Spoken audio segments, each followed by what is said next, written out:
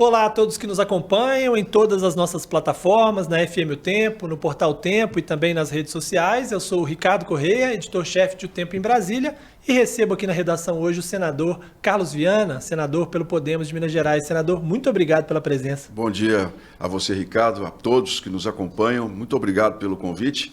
E vamos falar sobre o Brasil, né? Sobre Minas Gerais. Exatamente. Vamos falar um pouco sobre Brasil, Minas Gerais e Belo Horizonte, começando um pouco sobre o cenário nacional. Senador, o senhor, quando foi eleito em 2018, foi eleito, digamos, com votos da esquerda, da direita, né? Com um conjunto mais amplo da sociedade. Na última eleição, o senhor, como estava no PL, acabou sendo muito vinculado ao ex-presidente Jair Bolsonaro. Isso passou, o senhor hoje está no Podemos, e eu pergunto hoje, o senhor é oposição, o senhor é independente, o senhor é situação? Qual é a situação do senhor hoje no Senado? Bem, eu sou pelo Brasil e por Minas Gerais. Faço a oposição naquilo que eu entendo que não é bom, e muitas propostas que chegam precisam realmente ser modificadas pela oposição, e tem sido. Mas também sou favorável a entender que um governo que ganha a eleição tem o direito de moldar da maneira que acha melhor e ter a oportunidade de governar. E à medida que as decisões forem tomadas, nós vamos nos posicionando. Eu não sou desses em que a oposição é uma obrigação a qualquer custo, porque a obrigação a qualquer custo custa para a população. Agora, sobre as eleições, você tocou num ponto interessante. Antes, nós tínhamos previsibilidade nas eleições. Os caciques mandavam no Estado, havia aqueles grandes nomes do passado, aquela coisa. Hoje não. Hoje, a cada eleição, nós precisamos fazer uma análise do momento, né? O eleitor, ele está muito insatisfeito com a política, e a insatisfação dele vem no voto, que é o caminho certo. Né? A insatisfação tem que vir na mudança de representação. Então, na última, nós tínhamos aquele antagonismo esquerda e direita.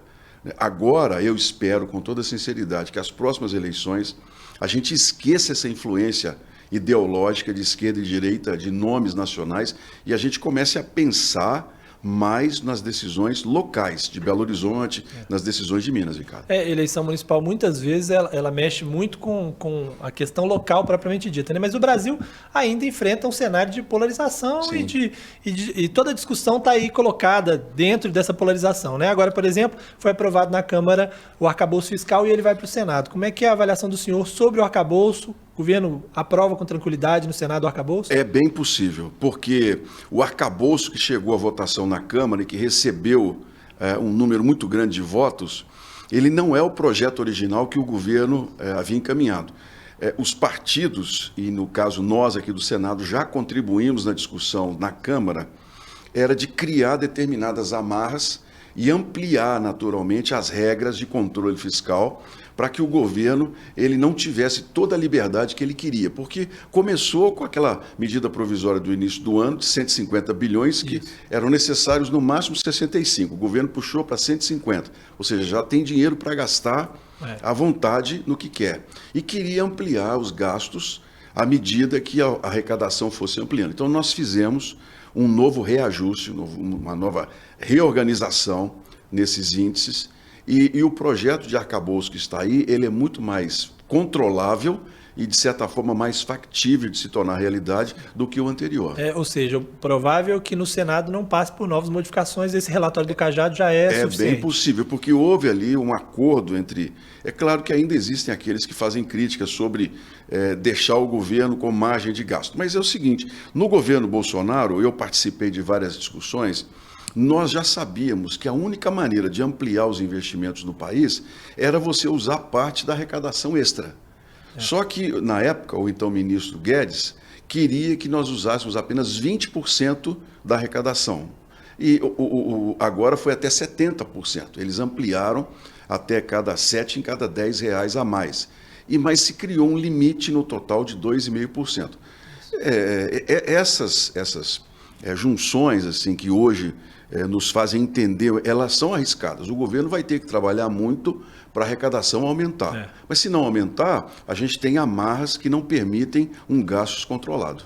Agora, fala-se muito, sobretudo na Câmara, das dificuldades de articulação do governo, né? O governo sofreu algumas derrotas recentes, né? A gente grava isso aqui na quarta-feira pela manhã, o governo ainda não aprovou ainda, nesse momento, a reestruturação da esplanada, e há muitas queixas, sobretudo dos deputados, com respeito à articulação. Como é que o senhor no Senado vê hoje a articulação do governo? Há, de fato, falhas? O governo não conseguiu ainda tomar pé da situação? Olha, primeiro a gente precisa entender o partido que ganhou o governo federal. O PT não é um partido homogêneo.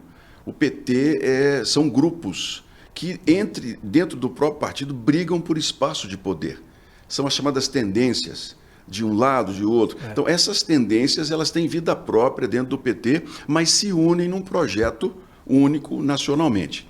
A mesma coisa aconteceu aqui. Chegaram ao Palácio do Planalto vários grupos dentro do PT, indígenas, aqueles que se chamam progressistas com relação ao aborto, por exemplo, né? Outros que defendem uma série de assuntos. E esses mesmos grupos querem ter voz. No princípio, cada um começou a falar uma coisa e o governo entrou, vamos dizer assim, num giro. O governo não saía do lugar. O presidente Lula, a meu ver, muito inteligentemente, chamou para si as decisões e disse, olha, quem manda somos nós aqui. Ministro nenhum tem que ficar dando... Então, ele já deu o primeiro recado naquele momento. E o ministro Padilha, que está agora à frente das negociações, é muito habilidoso. O que aconteceu com a Câmara os assuntos eram 5 pontos que o governo elegeu como os mais importantes. E mandou para a Câmara sem a discussão com o parlamento. Olha, quem chegou como ministro agora, que é ex-governador, por exemplo, Rui Costa, governador da Bahia, chegou mandando muito. Né, no governo, travando muita indicação, e tal. Travando chegou vendas. na Câmara, a Câmara virou para ele e falou assim, não, quem manda aqui somos nós. E enfrentou um Lira, que é um nordestino tão, vamos dizer assim, me perdoe, né, assim, pragmático, a gente poderia dizer cabeça dura. Tão cabeça dura um quanto o outro. O Lira domina muito bem, porque o Lira é um líder dentro da Câmara. E deu um recado ao governo. Ou vocês fazem uma negociação conosco e nos permitem participar, ou então não tem votação. Não aprova nada. E derrubou essa, por exemplo, que reorganizou o governo. Ainda tem toda uma briga, uma disputa local lá de Alagoas que está nesse centro, né? Porque o filho de Renan Calheiros é ministro, né? E ao mesmo tempo tem essa coisa, você tem que agradar a Lira, mas ao mesmo tempo você não pode desagradar o MDB do Senado, né? Na questão das duas casas, Ricardo, o Lira é um líder aclamado, né? Que é diferente. A Câmara dos Deputados é uma casa totalmente diferente do Senado. O Senado é uma casa de votos individuais. Então, é uma conquista de senador por senador, se você quiser ter apoio. No nosso caso, é diferente a relação com o governo. Então, o Lira tem a maneira dele de fazer os blocos, de juntar e conseguir. E, naturalmente, é um líder e tem essa disputa. A meu ver, na próxima eleição, ele vem senador, por exemplo, e vai disputar a presidência do Senado, né? E assim, isso ficou muito claro nas eleições para os comandos da Câmara e do Senado, né? Se no Senado teve uma disputa ali, o governo teve que escolher um lado, na Câmara, mais ou menos todo mundo do mesmo lado.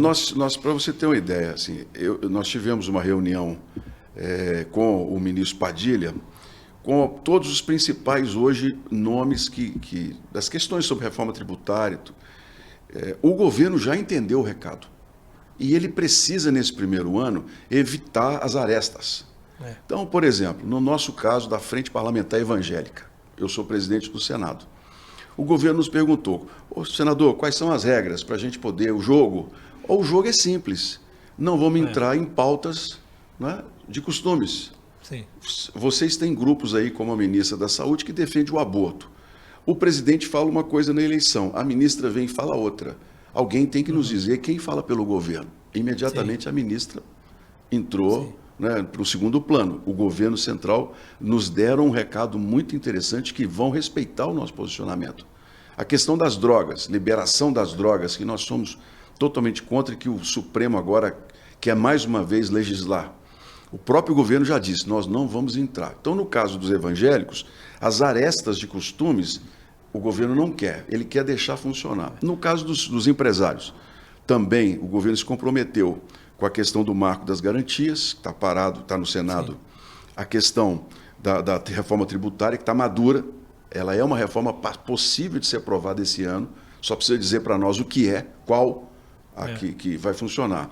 E a questão do agro, que é o mais complicado. Quando começaram a surgir as invasões, o agro naturalmente se posicionou. E o agro é uma força política muito grande. E imediatamente também o Palácio do Planalto recuou e já colocou o MST debaixo de outras regras. Né? Dá para eles até a reforma agrária. Isso não é problema. Se eles quiserem fazer reforma agrária legalmente, com dinheiro, as pessoas comprando as terras e sendo colocadas, ótimo, nós vamos resolver o problema. Tem terra para todo mundo. Agora, invadir... Então, esses recados foram muito bem compreendidos pelo governo, rapidamente, e agora, vamos dizer assim, eles perderam força. O governo quer que as votações sigam. Ou seja, algumas dessas derrotas não são derrotas propriamente do governo, mas de setores específicos do governo, do PT, para que o governo possa enxergar também que precisa fazer um governo menos radical em alguns temas, ou mais central em alguns outros. Você tocou num ponto interessante. O governo do PT foi eleito com uma margem muito pequena. Governos que se elegem com margem pequena não têm muito espaço para se impor. Ele precisa compor. E é o que eles estão fazendo. A experiência de governar trouxe essa possibilidade, por exemplo, deles. Eles têm muita visão sobre isso. Então, por exemplo, eles entendem quais são as lideranças que formam opinião dentro do parlamento. Então, eles procuram essas lideranças e se colocam à disposição. No Senado, por exemplo, nós temos encontros quase que semanais com a liderança do governo, eu pelo Podemos, justamente para conversar com o líder quais são os pontos de atrito. E eles vêm sendo evitados, né? O que está fazendo com que a gente consiga votar com as mais medidas tranquilidade. provisórias. Agora, um cenário em que essa polarização fica muito evidente, que o governo talvez tenha dificuldade para enfrentar essa polarização, são as CPIs, né? Sim. Temos algumas na Câmara e tem a CPMI. Como é que o senhor está vendo essa CPMI que está começando agora do 8 de janeiro, sobretudo, aonde vai parar essa CPMI? Como é que o senhor vê o cenário para as próximas semanas? Bom, CPI já é clássico, né? É até chavão. Começa de um jeito, você não sabe como termina. A CPMI perdeu muita força, porque o governo dominou os principais cargos e porque eu tenho percebido, Ricardo, que o brasileiro não quer mais a radicalização. As pessoas estão cansadas desse discurso, sabe? As pessoas estão querendo soluções. Eu acho que agora, depois das eleições, o brasileiro percebeu que a vida não melhora se a gente ficar discutindo questões menores, não é, sobre comportamento, muitas vezes, coisas que a gente resolve no diálogo. Por quê? Veja Belo Horizonte, enfrentando um problema sério de transporte urbano, ônibus ruins, passagem cara, é um problema nacional. Isso. As pessoas querem soluções. Eu percebo que o eleitor, ele não está querendo essa discussão vazia. Então, o CPMI hoje, para discutir hoje, é muito importante, porque a gente precisa esclarecer o que aconteceu. Tinha gente infiltrada? Não tinha. Alguém não cumpriu o papel de tomar as medidas necessárias? Se eles conseguirem nos trazer um panorama mostrando se nós tivermos onde corrigir, fantástico. A questão do MST, por exemplo, a CPI, foi um recado que o parlamento deu, a Câmara deu, do agronegócio, como resposta ao governo. Olha, pode até manter as invasões, mas nós vamos colocar o esqueleto do MST para fora aqui, nas CPIs. E, naturalmente, o governo recuou. Entendeu o recado. Né? Entendeu o recado. Então, nesse caso das CPMIs, a população não está prestando atenção, porque é o que eu estou dizendo, a vida seguiu. A gente precisa começar a pensar em como melhorar o futuro. A gente começou a falar aqui de Belo Horizonte, o senhor falou sobre o transporte, eu até quero chegar nesse ponto, mas antes eu preciso perguntar se o senhor é candidato à Prefeitura de Belo Horizonte ou pré-candidato hoje, embora estejamos ainda um pouco distantes do processo. Olha, eu vou ser muito franco, eu tenho avaliado essa possibilidade. Eu sou um senador, tenho 4 anos, 8 anos de mandato é tempo para você rir, para você chorar. É bastante coisa. Bastante coisa. Eu vim depois de uma trajetória de 35 anos de trabalho em várias áreas, inclusive como seu colega, e vim para servir. Eu vim com uma visão totalmente diferente da política. Se, de fato, eu puder contribuir, até com o debate, como foi na campanha de governador, contribuir para o debate, chamar a atenção das pessoas sobre como a gente precisa prestar atenção na política. Porque sem a política a gente não toma decisão, não chega a solução nenhuma. Olha, se criança não tem vaga em escola, a responsabilidade é da política. Para ter remédio no posto de saúde para o idoso, é a política. Para você melhorar o congestionamento de Venda Nova, de Neves, é a política. Então, assim, é o que eu falo. Às vezes cria-se um cenário político de assuntos que não interessam à população. Sim. E que depois que passa a eleição, as pessoas percebem que ficou um vazio. Veja a eleição de governador, por exemplo. Vamos fazer uma avaliação aqui. A eleição de governador, polarizada, aquela coisa toda, Lula, Bolsonaro. Nós não discutimos melhoria de escola pública. Nós não discutimos melhoria do transporte coletivo. Nós não discutimos nada. Asfalto, habitação popular, nada. A discussão era quem era o candidato do Lula e quem era o candidato do Bolsonaro. Olha, e o que isso nos levou? Nos levou esse vazio que está em Minas Gerais hoje. E que a gente, na política, precisa corrigir. Eu quero falar também do governo do estado com o senhor, mas uma pergunta. O senhor recentemente encontrou com o ex-prefeito de Belo Horizonte, Alexandre Calil, né? Ele veio a Belo Horizonte, inclusive o senhor postou, discutindo 2024, né? O senhor espera, nesse cenário, sendo candidato ou não, mas estar no mesmo grupo do ex-prefeito de Belo Horizonte? O Calil é um amigo. Eu já falei que não esperem de mim a ingratidão. Quem me abriu as portas para ser senador foi o Calil. Ele é que abraçou minha candidatura. Todos os partidos me recusavam. Ele abriu, brigou, inclusive, e me permitiu hoje ser um senador. Então, eu tenho com ele uma dívida. Agora, ele já colocou claramente que ele não tem compromisso com ninguém. Ele pode, amanhã ou depois, tomar a decisão de apoiar outro candidato. Porque ele hoje talvez seja o grande eleitor, né, em Belo Horizonte. Ele é uma liderança que não pode ser desconsiderada. Tem os que amam e os que odeiam. Mas em política você não pode recusar apoio de ninguém. Agora, dizer que eu vou caminhar com ele, hoje isso ainda não é... É cedo. É cedo. A questão é que uma foto como aquela, né, gera as discussões todas, né, sobre isso. Mas ele me fez uma visita de cortesia. Então, essa questão dos grupos políticos, o eleitor, principalmente majoritário, você pega, por exemplo, a eleição do último senador em Minas, sem nenhum tipo de grupo político. Apenas por movimentação de propostas naquele momento, né, ligadas à direita contra a esquerda. Ganhou. A Prefeitura de Belo Horizonte é diferente. A pessoa que está no ônibus, a pessoa que está com a rua, um buraco, a pessoa que está lá no morro, nas vilas e favelas, eles vão prestar atenção. E não vai ser partido. E esses grupos políticos, como a gente conhece, que vão fazer eleição. Nada disso. O que vai fazer eleição, eu espero, é a discussão sobre os projetos para a cidade. Agora, falando sobre isso, inclusive, a grande discussão hoje em Belo Horizonte é a respeito do transporte público, né? Inclusive, é o motivo de até embates políticos ali, muitas vezes entre o presidente da Câmara e o prefeito. Ora parece que eles estão juntos, ora parece que eles estão separados. Não teve embate nenhum. Ali, para mim, foi uma jogada ensaiada. Jogada combinada. Uma Black Friday. Para os dois, vocês se tornarem conhecidos de alguma maneira também? Não, um Black Friday. Aumentou o preço para depois diminuir. Porque a solução já se sabia, né? Já se sabia desde. Né? Então ficou aquele, não vou dizer um teatro, mas ficou aquela coisa de, olha, é um problema, olha, para vender uma solução. Serviu aos dois também. Serviu muito, mas a questão... a pergunta que eu ia fazer ao senhor é exatamente isso, sobre qual é a solução propriamente dita para esse problema. Essa é uma resposta complexa, porque é o seguinte, nenhum sistema funciona no mundo se não for integrado. Isso é no mundo. Não é um problema. O transporte público de Belo Horizonte não é exclusivo de Belo Horizonte o problema, é do Brasil. Por quê? Porque nós temos sistemas que competem entre si. E nós precisamos encontrar uma maneira de integrar esse sistema para ter uma tarifa única. Não é uma tarefa simples, mas é uma tarefa necessária. Porque um tem que sustentar o outro. E a questão do subsídio, que é o governo colocar dinheiro, isso é algo que mais cedo ou mais tarde vai acontecer. Só que não pode ser como foi feito, na minha opinião, que é Belo Horizonte bancando o subsídio. A cidade não tem esse recurso, ele faz falta em Belo Horizonte. Para as outras coisas todas, saúde, educação. A solução virá com o governo federal fazendo o financiamento, numa discussão, por exemplo, reunir todos os prefeitos do Brasil, se criar uma política nacional de transporte urbano e o governo federal, que é o papel da União, que é o financiamento. O governo do Estado, que está sumido de tudo e qualquer discussão, tem uma responsabilidade muito grande nessa questão. Então, Belo Horizonte não vai resolver sozinha o problema dos ônibus. Essa decisão de pegar dinheiro da nossa educação e da saúde e das ruas de Belo Horizonte para pôr no transporte, ela não se sustenta a longo prazo. Isso não tem jeito.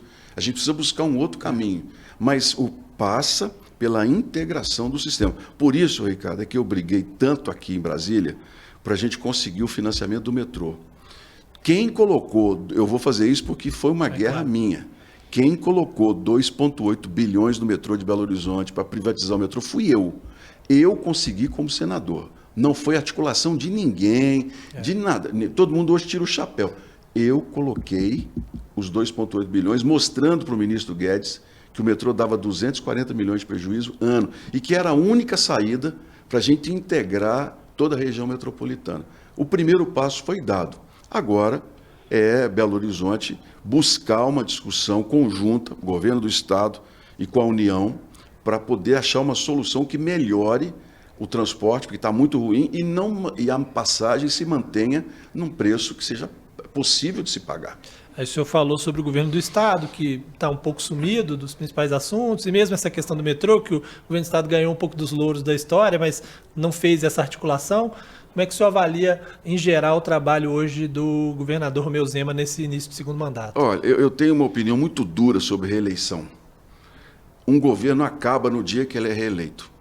Porque a partir da reeleição se busca outra coisa. Aí já começa a se pensar em a corrida nacional, sim, já se entrega para o vice ou para outro que esteja no governo a administração. Isso é natural de todo governo reeleito. Eu, inclusive, penso que uma discussão fundamental que o Congresso deveria enfrentar é o fim dessa reeleição. 5 anos de governos, presidente, governador, prefeito. 5 anos. E a troca do grupo político ou a reeleição de acordo com os resultados que der de um novo nome. Mas a reeleição faz mal ao Brasil, seja de presidente, seja de governador. Sim. Eu volto a dizer, o governo acaba no dia que foi reeleito.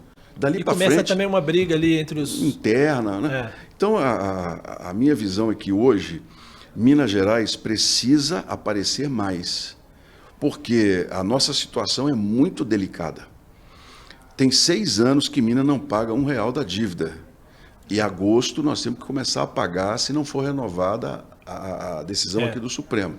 Se a dívida começar a ser paga sem um acordo, né, não há dinheiro para nada em Minas Gerais, só para pagar a folha. O Estado entra numa situação muito ruim e o pessoal não tem falado sobre isso. E esse acordo depende muito da relação do governo do Estado com o governo federal, que parece que não é boa. Né? Exatamente. Por isso que eu estou falando. O governo tem que aparecer mais para poder politicamente a gente tomar decisões em conjunto. Os senadores, e aqui bom, qual que é a diferença de um senador para um deputado? Os deputados, a gente chama de Casa do Povo, da discussão das leis. Nós, senadores, defendemos o Estado. Nossa função aqui é defender Minas Gerais. Para isso, nós temos que estar alinhados com o governador. As bancadas em que os governadores atuam em conjunto com os senadores são bancadas muito fortes. Mas em Minas isso não aconteceu nos últimos 4 anos. Cada um teve uma trajetória e Minas ficou meio num limbo. A gente está precisando tirar Minas Gerais disso. E passa pelo Estado se posicionar com mais força junto à União, especialmente agora, que a oposição está no poder. Então eu me preocupo muito e não sou uma pessoa que veja o apocalipse, não creio nisso. Mas eu entendo que nós precisamos tomar decisões. Quando a gente não toma decisões bem acertadas hoje, elas mais cedo ou mais tarde nos cobram essa omissão. É o que aconteceu com o transporte público da capital, por exemplo. Esperou-se tanto para solucionar que chegou num problema que é muito mais difícil de solucionar.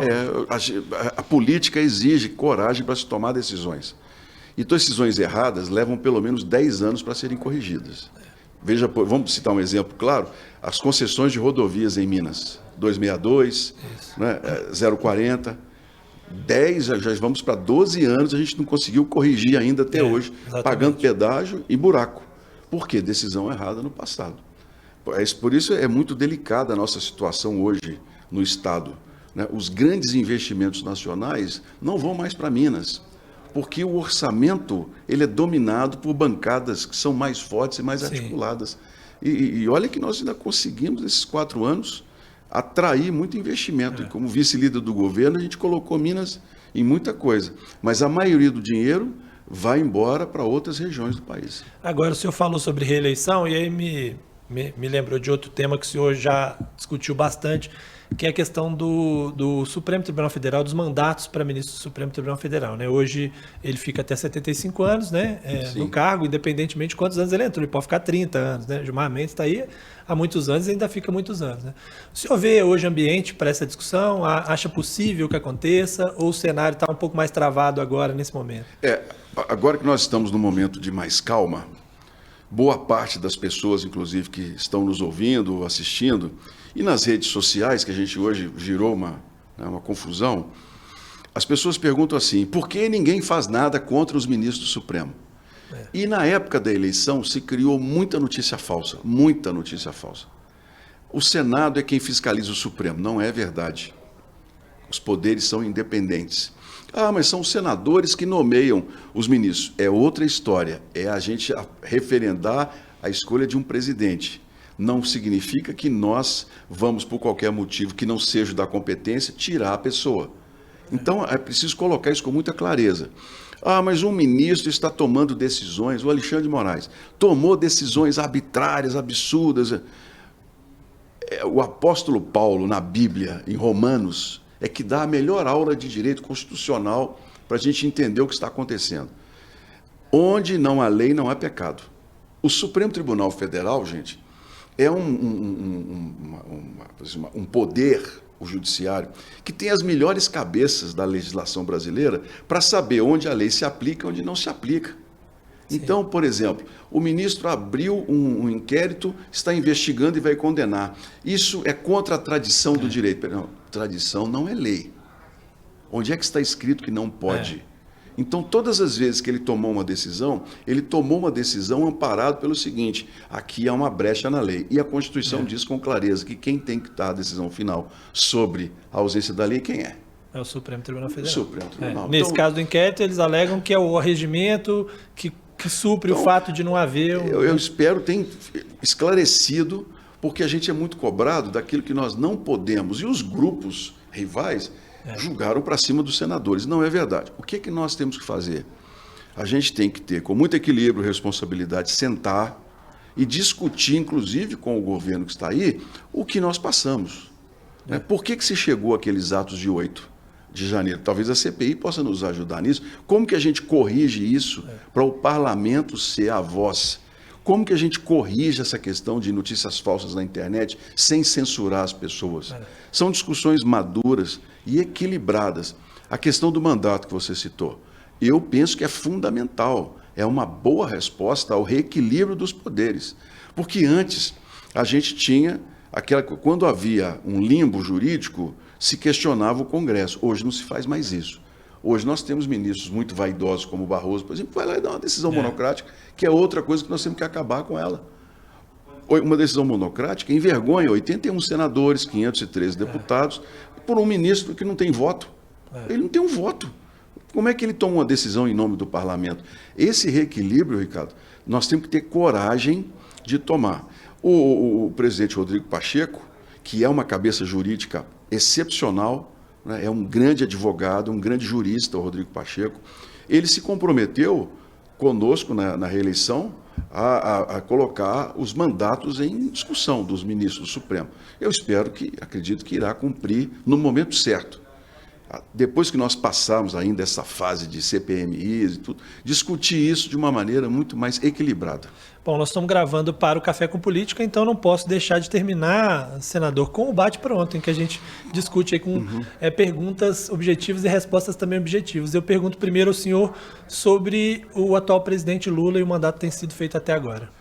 É instável, ainda em busca de uma definição de qual Lula chegou ao poder. Relação hoje do senador Carlos Viana com o ex-presidente Jair Bolsonaro e seu grupo? Distante. Não houve e não há nenhuma conversa. Mas há mágoa de alguma maneira? De jeito nenhum. Eu agradeço por todas as oportunidades que tive e o que aprendi em qualquer situação. Governador Romeu Zema e seu mandato? Ausente. Prefeito Fuad Noman? Desconhecido. Senador Carlos Viana, muito obrigado pela presença, eu agradeço. E estamos sempre à disposição para sempre conversar com o senhor sobre os importantes assuntos de Minas e do Brasil. Obrigado, Ricardo, pela possibilidade. Um abraço a todos e vamos prestar atenção na política, porque é com ela que a gente resolve as questões, que a gente melhora ou a gente piora. especialmente quando o assunto é prefeituras, né? Se o prefeito é ruim, o lixo acumula, o ônibus fica ruim, os postos não funcionam. Então é hora da gente ter maturidade, passar a eleição e pensar um futuro novo. Discutir não só pessoas, mas os projetos e aquilo que realmente interessa. É o que eu espero da política. Obrigado, senador. Eu agradeço também a você que nos acompanha até agora. Um abraço e até mais.